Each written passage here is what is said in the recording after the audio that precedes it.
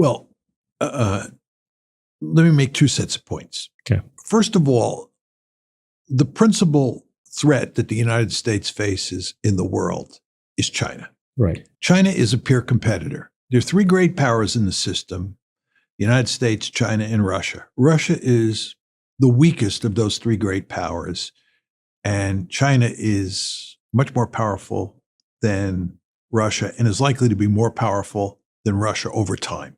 So from an American point of view, China is a peer competitor, Russia isn't. That means that we should focus laser-like on China, and we should do everything we can to pivot to Asia. Pivoting to Asia means pivoting away from Europe and pivoting away from the Middle East. You remember right before the Gaza war broke out on October 7th, right? A few weeks before, Jake Sullivan was crowing about the fact that the Middle East was so stable. Right. He said, the Middle East hasn't been this stable in a long time. And of course, that's a wonderful thing for the Americans because we don't want trouble in the Middle East. We want to be able to focus on East Asia, where China is located, obviously, right? But the Middle East is now blown up on us, and we're deeply involved there. Although we're thankfully not doing the fighting, we're nevertheless deeply involved. We're deeply involved in the Ukraine war. And all of this is preventing us from focusing on East Asia and focusing on the China threat. And this is not to our advantage. So we have a deep-seated interest in shutting down both the Gaza conflict and the Ukraine conflict. And of course, that's going to be extremely hard to do. This is to China's advantage. What's happening in the Middle East and what's happening in Ukraine is manna from heaven for the Chinese. The Chinese should actually hope that the war in Ukraine continues, right? And the Americans remain focused on the Ukraine conflict and also remain focused on the Gaza conflict, and therefore don't have time to put together a sufficient containment strategy in East Asia. So this is a real problem for us. Now, what does this mean in terms of the potential for conflict in an area like the Taiwan Straits? Given that China is the greatest rival that the United States faces, we are still in East Asia in a serious way, and we're still competing with the Chinese, despite the fact we are pinned down to some extent in Ukraine and the Middle East. We're still there in East Asia. That's not going to change. We're still committed to containing China. And in that world, the potential for a conflict is ever present. It just is. That's never going to go away. I personally think if we were more focused on East Asia, the potential for conflict would be reduced because we would have more military forces in the area, and we would be devoting more of our bandwidth to dealing with the China containment issue rather than Ukraine and rather than Gaza. So I think this is not all for the good that we're distracted. Some people may say that, look, the Chinese are going to see this situation as an opportunity for them to take advantage of the United States. Would you? Would you see that? Okay. No, I don't see that. I don't see that for two reasons. First of all, I think the Chinese have a number of problems of their own on the home front, especially with regard to the Chinese economy. I think the last thing Chinese need at this point in time is a conflict with the United States. Furthermore, if you look at Taiwan, you were talking about the Taiwan Straits, it is extremely difficult for China to take Taiwan back. There's no question the Chinese want to take Taiwan back. But the problem that they face is that to get to Taiwan, they have to launch an amphibious operation across the Taiwan Straits. And amphibious operations are among the most difficult military operations possible. You add to that the fact that China has not fought a war since 1979. Just think about that. They have not fought a war since 1979. That's good news in a lot of ways for the Chinese. Right. I'm not saying it's too bad they didn't fight more wars. Yeah. But They're they more not for fought peace and commerce. Yeah, that's exactly right. And they've grown economically by leaps and bounds. Right. They're now translating that economic might into military might. But they have an army that's not fought a war. The American military has a lot of experience fighting wars. I'm not saying this is a good thing, but the United States a lot of bad ones too. Yeah, the United States is like a cocked pistol, right? Chinese military, they haven't fought a war in a long time, and they would have to launch an amphibious operation, which is one of the most difficult military operations possible. Right. On top of that, the Americans are going to defend Taiwan. Joe Biden has said this 4 separate times. We are going to defend Taiwan. The Chinese elites I've talked to over time, they know full well we are going to defend Taiwan. The Japanese are going to defend Taiwan with us. The Australians are going to defend Taiwan with us. So if the Chinese launch an amphibious operation to try to capture Taiwan, they're going to do that in the face of American, Japanese, and Australian resistance. And the Koreans. And the South Koreans in all likelihood will be there too. So I think that despite the fact that we are deeply involved, too deeply involved, in my opinion, in Gaza and in Ukraine, we're not in that bad a shape in East Asia. Now, the one qualification to that argument is I think the greatest danger is in the South China Sea. I think there you could have a conflict. I think a conflict in the South China Sea is more likely than a conflict in Taiwan. And if you look at what's been happening with regard to the Filipinos and the Chinese over control of small islands, small pieces of territory in the South China Sea, there is real potential for conflict there. And the Americans could get dragged in, because the Americans have a deep-seated interest in rectifying the imbalance of power between China on one hand and the Philippines on the other, so that the Chinese can't take advantage of the Philippines in the South China Sea.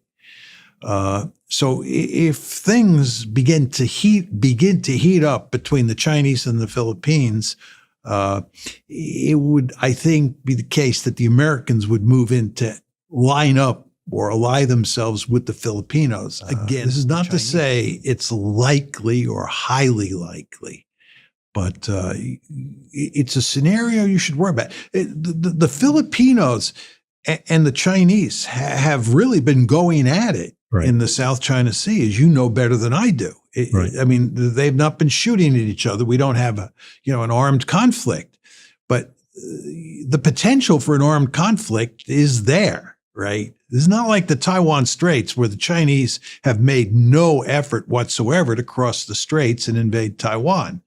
That's a hypothetical scenario. In the case of the South China Sea, right, the Filipinos and the Chinese have been bumping up against each other. And the Americans have a deep-seated interest in making sure that the Chinese don't win against the Filipinos or any other country in the South China Sea, because the Americans want to make sure that China doesn't dominate the South China Sea. Despite the fact that there is this discussion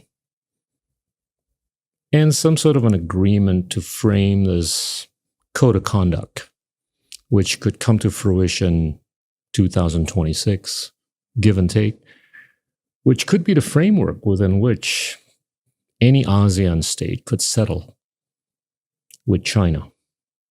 You don't see that as enough of a deterrent, on top of the pre-existing deterrent that you had alluded to earlier in the context of the Taiwan Straits, for China to do anything funny in South China Sea? Well, a settlement and deterrence are two different issues. Okay. I don't think you're going to get a settlement here. It's a zero-sum game. You've seen the nine-dash line that the Chinese have put forward. they basically believe they own the South China Sea. Yeah. And their neighbors around the South China Sea don't agree with them. This is what's going on with regard to the Filipinos and the Chinese, right? So I don't see where there's much room for an agreement here. I mean, hopefully I'm wrong. And I believe the Chinese are hardball players, right? I believe they will. Well, the South China Sea is a place where probably about 60% of the maritime trade of Japan goes through. 40 to 45% of the maritime trade of China goes through. The vested interest is pretty significant. Absolutely. That's why we want that body to remain international waters. So you're saying that you'd be willing to assign a higher probability to something happening in the South China Sea as opposed to the Taiwan Straits? Yes. Involving China. Yes. Yes. And you don't foresee that just being limited to a China-Philippines scenario. You see a scenario where the United States might get involved also in the South China Sea. I think so. Okay. I think the Americans cannot afford to let the Chinese beat up on the Filipinos in the South China Sea. It'd be very hard to do that. But there's a few other claimant states that are having issues with China. Right? Absolutely. There are a good number of them. And one of them, by the way, is Taiwan. Yeah. Another one, as you well know, is Indonesia. And Vietnam. And Vietnam, yeah. And you were pointing out before that Vietnam now has good relations with the United States. I would argue that a good deal of this is explained by the rise of China. I'm just saying that I think there's greater potential for conflict in the South China Sea than there is over Taiwan. And of course, the third flashpoint is the East China Sea, what the Japanese call the Senkaku Islands and the Chinese Would you assign as high probability to that as you would? Okay. No, because just to go back to deterrence, right? The reason that you get deterrence, I think robust deterrence now in the Taiwan case is the Americans will defend Taiwan, right? 2, it's very difficult to cross the Taiwan Straits. Amphibious operations are wickedly difficult. And 3, you have a Chinese army that is not finely honed, okay? So I think the Chinese would be deterred in almost all scenarios from attacking across the Taiwan Strait. With regard to the East China Sea, you're dealing with Japan. Japan is a major power. I don't believe it's a great power. It's a major power, has a lot of military capability, and it's joined at the hip with the United States, right? So the United States would come to the rescue of the Japanese if trouble started, and even if fighting started in the East China Sea. We would not sit on the sidelines. Deterrence in the South China Sea is trickier. Right. But the point is, you're dealing with a great power here. China is a great power, and it's getting more and more powerful.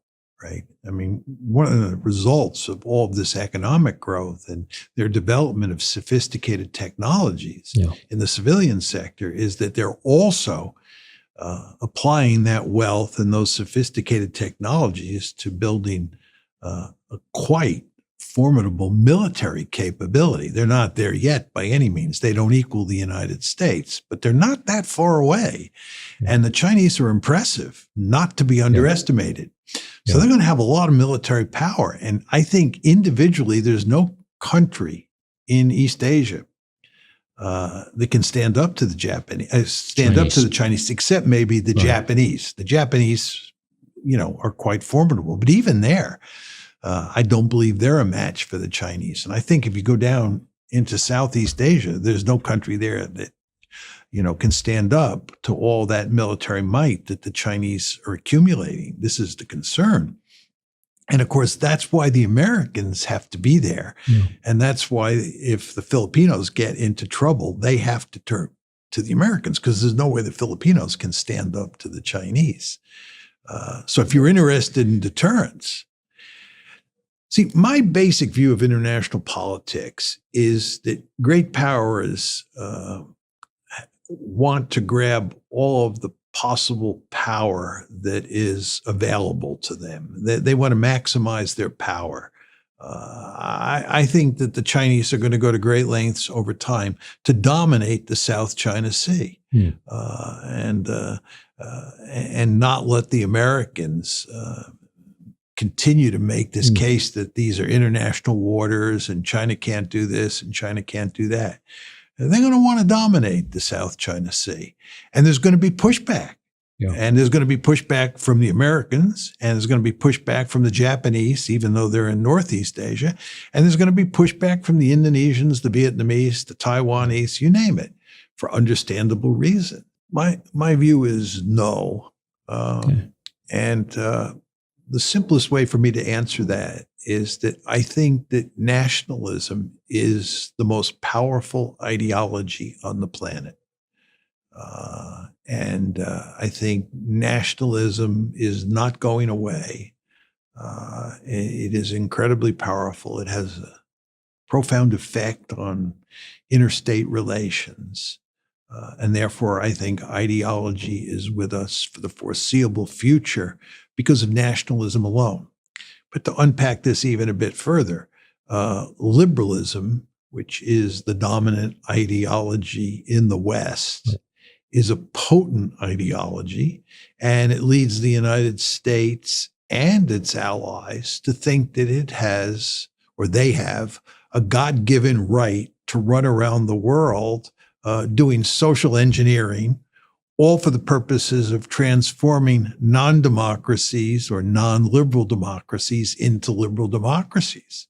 If you think about the unipolar moment, which ran from roughly 1991 when the Soviet Union fell apart to 2017 when I think we had basically reached a multipolar world. But you think about that unipolar world, American foreign policy was guided by liberal ideology. It's, a policy of what I would call liberal hegemony. So liberalism is alive and well as an ideology. And nationalism, of course, is the most powerful political ideology on the planet. Communism used to be, when I was young, a formidable ideology. And in fact, the Cold War had a really important ideological dimension to it. Of course, at root, it was a geostrategic competition between the United States and the Soviet Union. But superimposed on that geostrategic competition was an ideological foundation, communism versus liberal democracy or liberal capitalism. But I think communism is not a meaningful force in the world anymore. Nationalism is. Nationalism and liberalism. Yeah.